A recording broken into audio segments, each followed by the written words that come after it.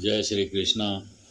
गीता के अध्याय 7 श्लोक 21 से 25 में भगवान श्री कृष्ण ने बताया कि मैं प्रत्येक जीव के हृदय में परमात्मा के रूप में स्थित हूँ।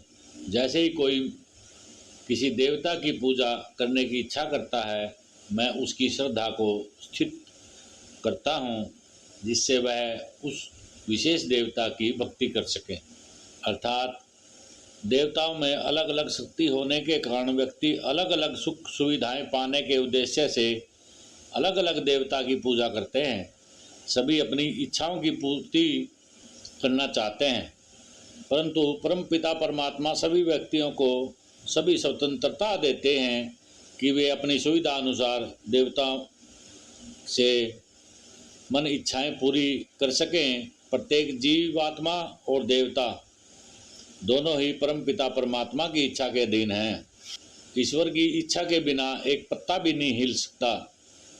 देवता भी परमेश्वर की इच्छा के विरुद्ध कोई वर नहीं दे सकते।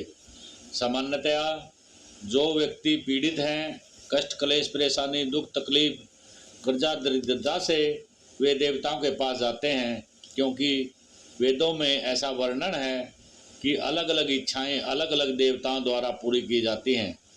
जैसे रोगी सूर्यदेव, शिक्षा सरस्वती, सुंदरपति के लिए शिव पार्वती पूजन, शक्ति के लिए हनुमान आदि की पूजन विधियां बताई गई हैं।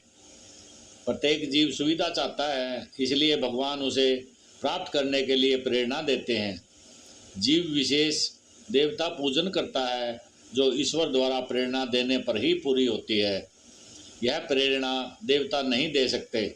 सारे देवता परम पिता परमात्मा के विराट स्वरूप के विभिन्न अंग स्वरूप हैं।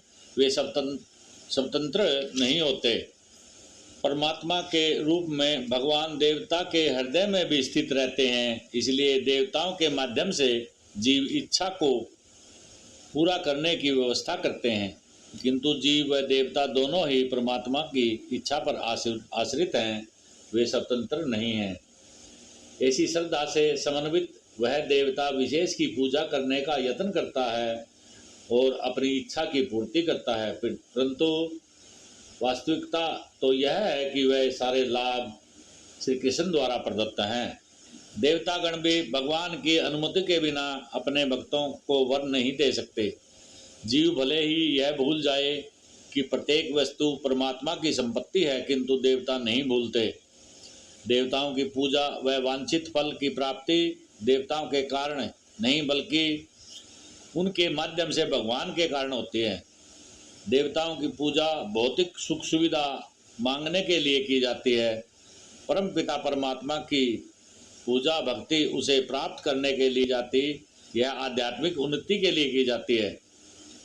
जो व्यक्ति प्रभु धाम जाने का इच्छुक है, उनके मार्ग में भौतिक इच्छाएं बाधक होती हैं।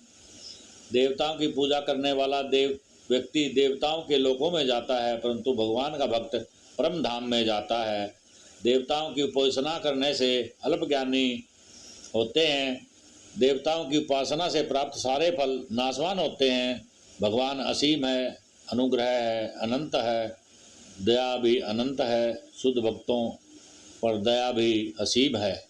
मूर्ख और अज्ञानी व्यक्ति परमपिता परमात्मा तक नहीं पहुंच पाते, क्योंकि वे नहीं जान पाते कि परमपिता परमात्मा अजन्मा और अविनाशी है। जय श्री कृष्णा।